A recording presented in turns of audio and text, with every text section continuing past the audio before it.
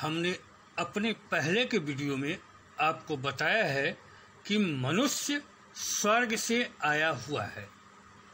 मनुष्य की उत्पत्ति पृथ्वी पर नहीं हुई है, यह हमने अपने पहले के वीडियो में साबित करने की कोशिश की है। यह यथावत यहाँ आया है और इसका संबंध हमेशा से स्वर्ग नामक जगह से रहा है और वह जगह भौतिक रूप में आज भी उपस्थित है। वहाँ आज भी पृथ्वी के कुछ लोगों का संबंध बना रहता है और आपने अपने धर्म ग्रंथों में, हम सभी ने अपने धर्म ग्रंथों में पढ़ा हुआ है कि रामायण काल और महाभारत काल में विमान होते थे। पुष्पक विमान के बारे में हम सब ने पढ़ा है, हम सब ने सुना है कि लोग इस विमान से स्वर्ग चले जाते थे सशरीर। हमने यह भी पढ़ा हुआ है कि पहले के राजे महाराजे युद्ध करने के लिए देवताओं की तरफ से स्वर्ग जाते थे। किस विमान से जाते थे? अपने इसी पुष्पक विमानों से जाते थे। हमने यह सब पढ़ा हुआ है कि रावण ऐसे विमान में उड़ता था जो हवा में उड़ता रहता था, लुप्त हो जाता था। यह सब पुष्पक विमान की श्रेणी में आते हैं। हमने यह भी देखा है कि पुष्पक विमान में बैठकर, सुना है कि पुष्पक विमान में बैठकर लंका से भगवान राम अयोध्या चले आए, लेकिन हम इसको कल्पना मानते रहे हैं। किंतु हाल ही में एक सनसनीखेज जानकारी सामने आई है। इसके मुताबिक अफगानिस्तान में एक 5000 साल पुराना विमान मिला है, जिसके बारे में कहा जा रहा है कि यह महाभारत कालीन हो सकता है। Wired.com की एक रिपोर्ट में दावा किया गया है कि प्राचीन भारत के 5000 वर्ष पुराने एक विमान को हाल ही में अफगानिस्तान की एक गुफा में पाया गया है। कहा जाता है कि यह विमान एक टाइम वेल में फंसा हुआ है और इसके कारण सुरक्षित बना हुआ है। यहाँ इस बात का उल्लेख करना समुचित होगा कि time well electromagnetic shock wave से सुरक्षित क्षेत्र होता है और इस कारण से इस विमान के पास जाने की चेष्टा करने वाला कोई भी व्यक्ति इसके प्रभाव के कारण गायब या अदृश्य हो जाता है।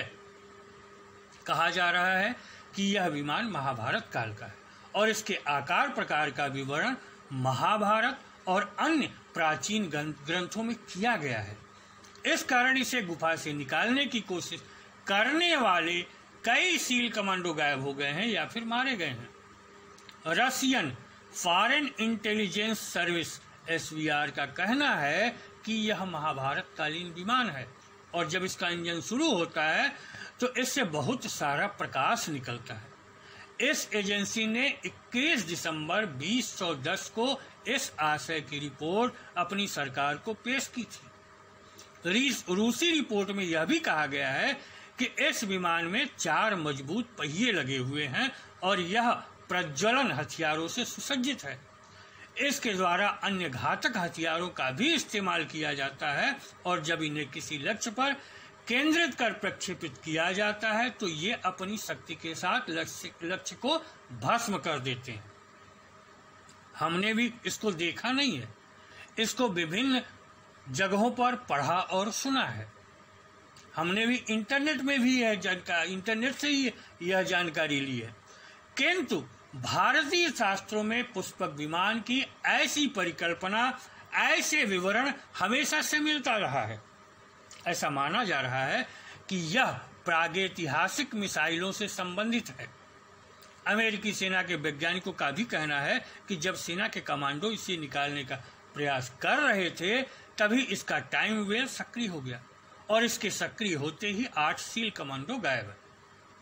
वैज्ञानिकों का कहना है कि यह टाइम वेल सर्पिलाकार में आकाश गंगा की तरह होता है और इसके संपर्क में आते ही सभी जीवित प्राणियों का अस्तित्व इस तरह समाप्त हो जाता है मानो कि वे मौके पर मौजूद ही नहीं थे। SVR रिपोर्ट का कहना है कि यह क्षेत्र 5 अगस्त को पुनः सक्रिय हो गया था। उस समय इसके परिणाम स्वरूप 40 सिपाही और प्रशिक्षित जर्मन शेफर्ड डॉग्स इसकी चपेट में आ गए थे। संस्कृत भाषा में विमान केवल उड़ने वाला वाहन ही नहीं होता है, वरन इसके कई अर्थ हो सकते हैं। यह किसी मंदिर या महल के आकार में भी हो सकता है। ऐसा भी दावा किया जाता है कि कुछ एक वर्ष पहले ही चीनियों ने ल्हासा, तिब्बत में संस्कृत में लिखे कुछ दस्तावेजों का पता लगाया था और बाद में इन्हें ट्रांसलेशन के लिए चंडीगढ़ विश्वविद्यालय में भेजा गया था। यूनिवर्सिटी की डॉक्टर रुथ रैना ने हाल ही के इस बारे में जानकारी दी थी कि ये दस्तावेज ऐसे निर्देश थे जो कि अंतर तारकीय अंतरिक्ष विमानों इंटरस्टेलर स्पेसशिप्स को बनाने से संबंधित थे। हालांकि इन बातों में कुछ बातें अतिरंजित भी हो सकती हैं कि अगर यह वास्तविकता के धरातल पर सही ठहरती हैं तो प्राचीन भारतीय ज्ञान विज्ञान और तकनीक के बारे में ऐसी जानकारी सामने आ सकती है जो कि आज के जमाने में कल्पनातीत भी हो सकती है। रामायण में भी पुष्पक विमान का उल्लेख मिलता है, जिसमें बैठकर रावण सीता जी को हर ले गया था। हनुमान भी सीता की खोज में समुद्र पार कर लंका में उड़कर ही पहुंचे थे। रावण के पास पुष्पक विमान था, जिसे उसने अपने भाई कुबेर से हथिया लिया था।